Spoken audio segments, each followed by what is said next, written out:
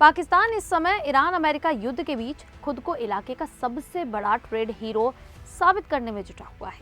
जिस देश की अपनी अर्थव्यवस्था आईएमएफ के सहारे चल रही हो, बिजली और ईंधन संकट से लोग परेशान हो, वही अब दुनिया को ट्रेड कॉरिडोर और लॉजिस्टिक्स हब बनाने के सपने दिखा रहा है। तफ्तान से लेकर क्वादर तक पाकिस्तान ऐसे पेश आ रहा है जैसे पूरा पश्चिम एशिया उसी के भरोसे चलने वाला हो। हकीकत ये है कि पाकिस्तान हर संकट में मौका ढूंढने की अपनी आदत से मजबूर है।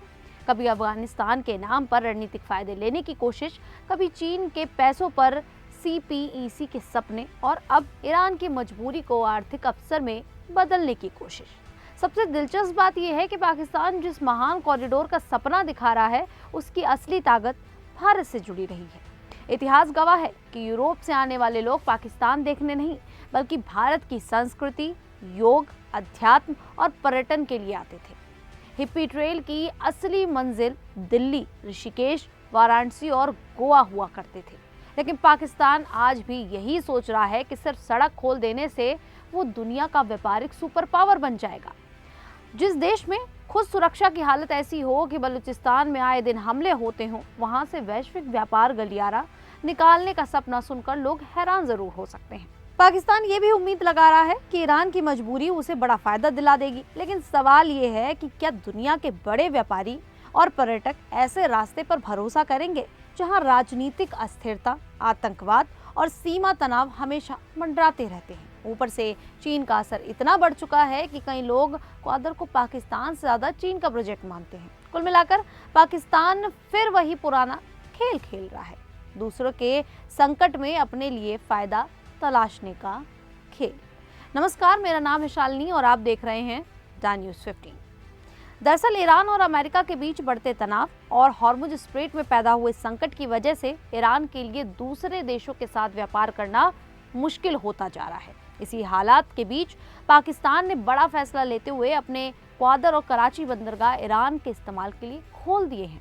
पाकिस्तान सरकार ने 2026 के नए नियमों के तहत ईरान के लिए 6 खास ट्रेड कॉरिडोर शुरू किए हैं। इन रास्तों के जरिए ईरान पाकिस्तान की सड़कों, बॉर्डर रूट्स और बंदरगाहों का इस्तेमाल करके दूसरे देशों तक सामान भेज सकेगा और वहां से जरूरी चीजें मांग सकेगा। हालांकि ईरान के पास अपने बंदरगाह मौजूद है और वो लंबे समय से दुनिया के कई देशों के साथ तेल और दूसरे सामान का व्यापार करता रहा है, लेकिन युद्ध और अमेरिकी दबाव के कारण उसके व्यापारिक रास्तों पर असर पड़ा है। ऐसे में पाकिस्तान का ये कदम ईरान के लिए राहत की तरह देखा जा रहा है। जानकारों का मानना है कि इससे दोनों देशों के रिश्तों में भरोसा बढ़ सकता है और पाकिस्तान खुद को क्षेत्र में एक बड़े व्यापारिक केंद्र के रूप में पेश करना चाहता है। पाकिस्तान सरकार का कहना है कि इस फैसले से न सिर्फ ईरान और पाकिस्तान के बीच व्यापार मजबूत होगा, बल्कि पूरे इलाके में आर्थिक गतिविधियां बढ़ेंगी।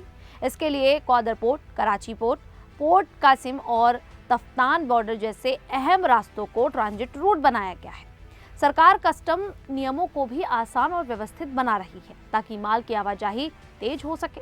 पाकिस्तान और ईरान के बीच करीब 909 किलोमीटर लंबी सीमा है, जहां तफ्तान, कद और मंड पिशन जैसे महत्वपूर्ण बॉर्डर पॉइंट मौजूद हैं।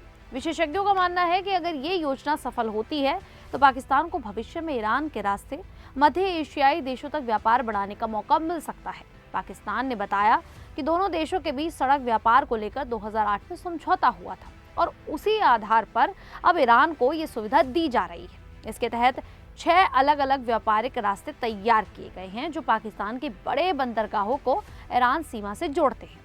आर्थिक मामलों के जानकारों का कहना है कि पाकिस्तान ने ये फैसला शायद अमेरिका को भरोसे में लेकर किया होगा, क्योंकि वो किसी नए प्रतिबंध या दबाव से बचना चाहता है। पाकिस्तान के पूर्व वाणिज्य मंत्री डॉक्टर जुबैर खान का कहना है कि ईरान को वैसे ही ट्रांजिट सुविधा दी जा रही है जैसी उन देशों को दी जाती है जिनके लिए व्यापारिक रास्ते सीमित हो जाते हैं।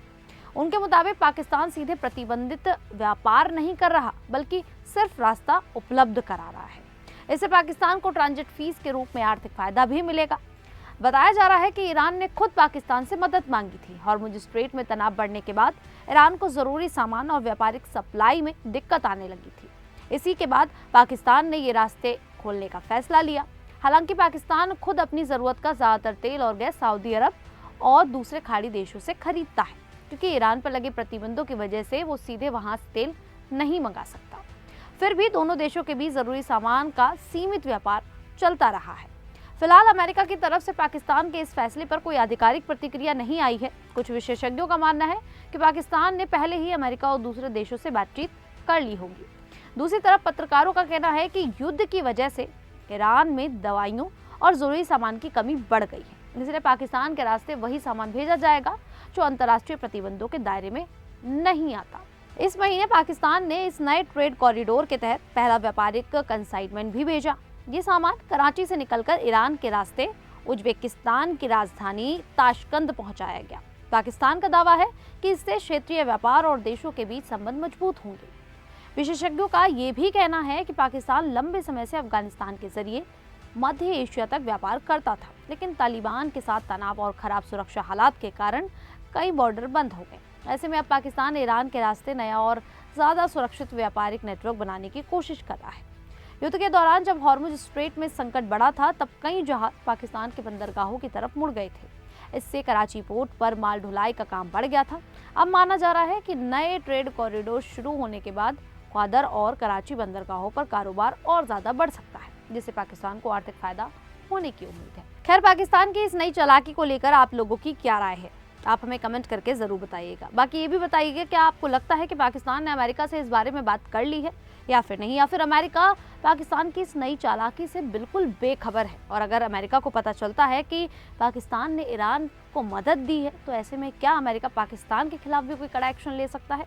कमेंट करके ये भी जरूर बताइएगा। अभी के लिए इतना ही, फिर हाजिर होंगे ऐसी ही देश और दुनिया से जुड़ी बड़ी खबरों के साथ। तब तक के लिए देखते रहिए द न्यूज़ 15।